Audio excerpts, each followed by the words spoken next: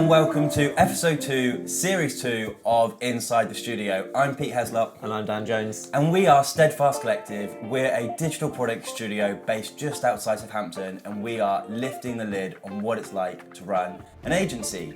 So, this week we are chatting all about Slack. Yeah, we sure are. So, it still blows my mind, and this is because I live in agency world, that when I meet people who run organisations of good sizes, they're running on WhatsApp.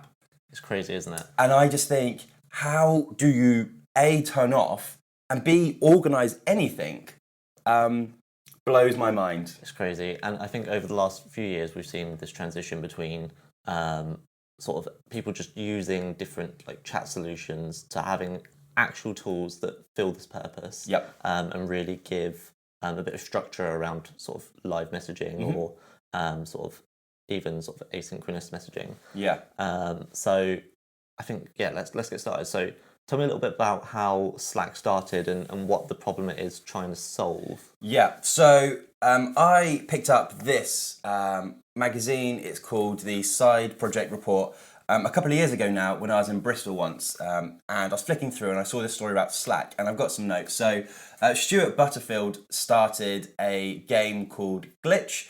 And it was kind of like a non-violent, massive multiplayer game, kind of like Minecraft or something like that. Okay. And it didn't work, but something that they built that was really good was the chat system in there.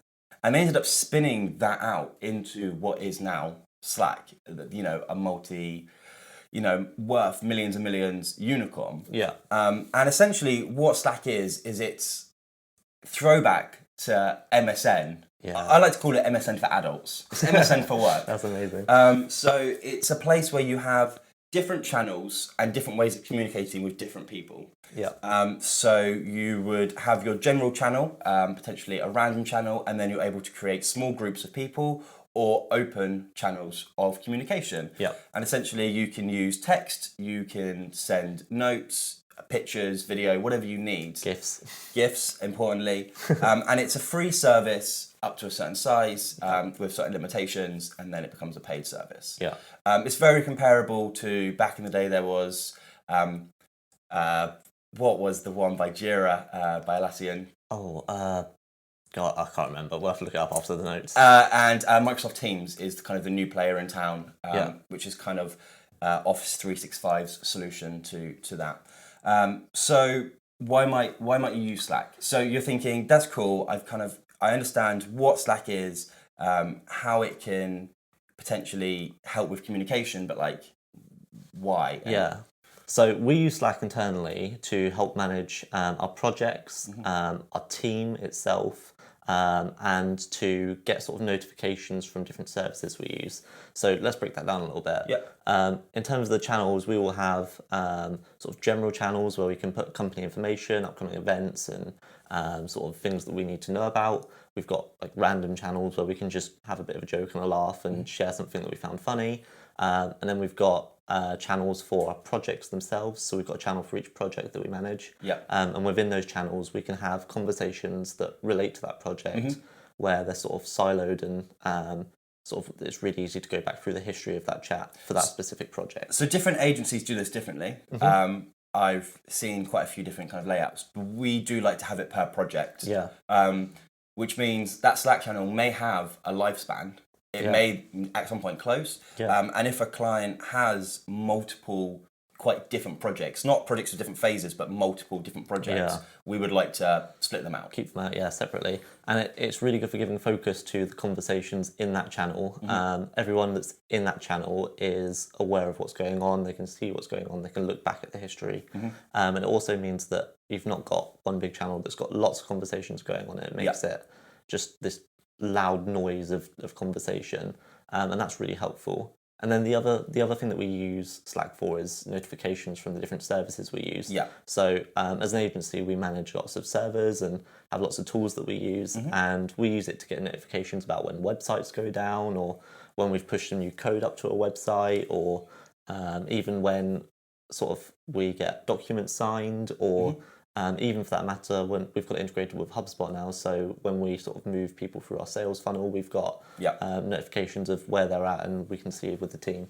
Yeah, it's really great for that. And I think that's a big element of this, is that you obviously have our communication between our teams. Yeah.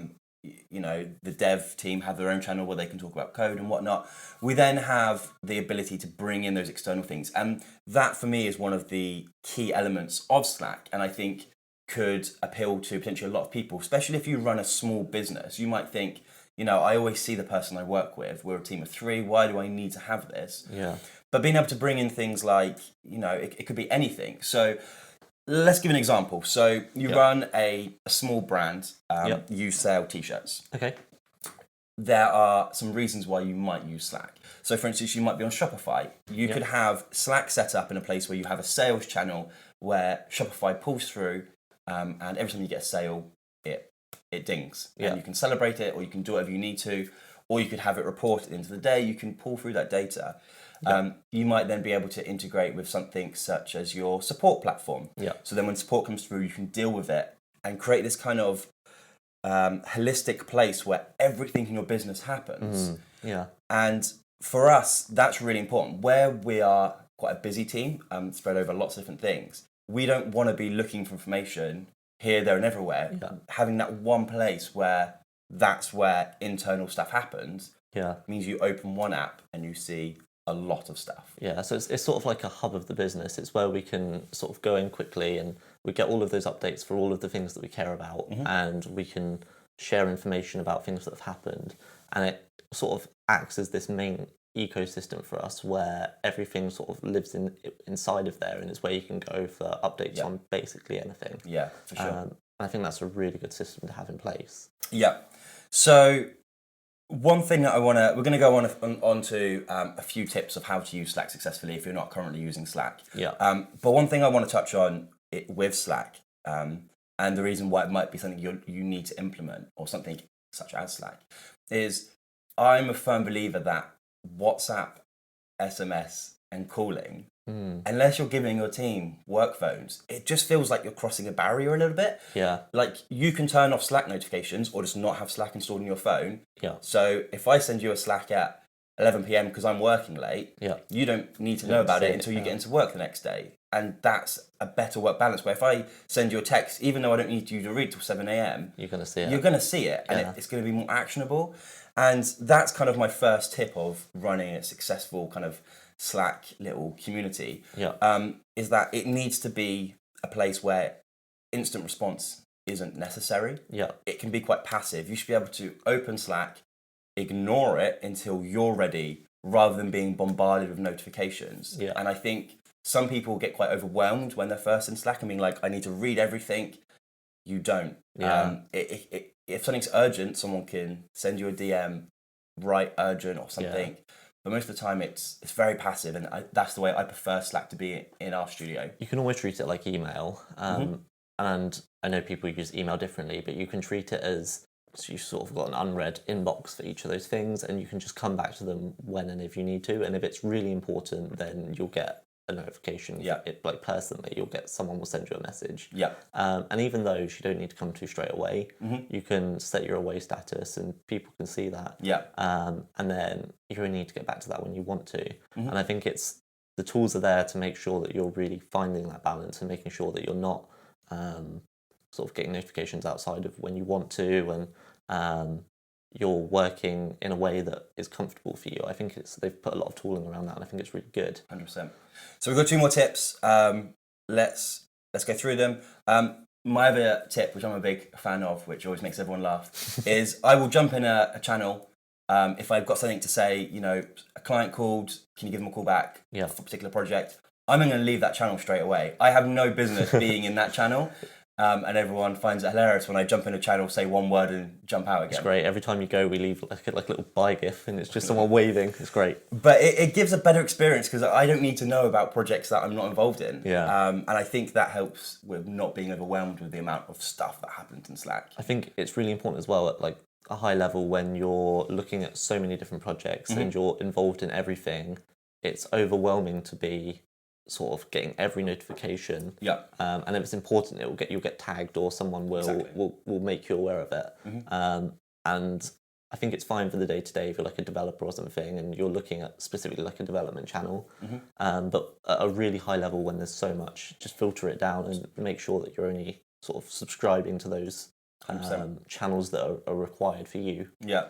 And then our last tip would be that really we use Slack over email nearly every time internally. Yeah. So that means that when I search for something, I know I'm searching in Slack. The only things we send out over emails are formal, almost announcements to the whole team. Yeah. And often that would have been said in person Yeah. and then repeated in an email, just because it's slightly more formal, slightly more tangible in that way. Yeah. But anything else is done in Slack, because that way we have one place where we can search and archive. Yeah, and it's really good. I think there might be some solutions that we need to look at to improve sort of historic searching maybe. But I think for now it seems to be working really well with where we're at. So 100%. So if you have any questions about how you could implement Slack, or if you're an agency potentially larger than us and you've got tips on how to keep kind of the chaos under control, then do get in touch. Yeah. More than happy to answer any questions you have. And that's it for this week. Yeah, it's been great talking about. It's one of the tools that we use every day. Exactly. So we'll be back next week chatting about something else, and we're really looking forward to it. You can subscribe to this as a podcast on Apple Podcasts or Spotify, or you can watch the full thing on YouTube. If you didn't know, we do record these as a video, so you can watch the whole thing on YouTube. Yeah. See you next week. See you next week. Bye. Cheers.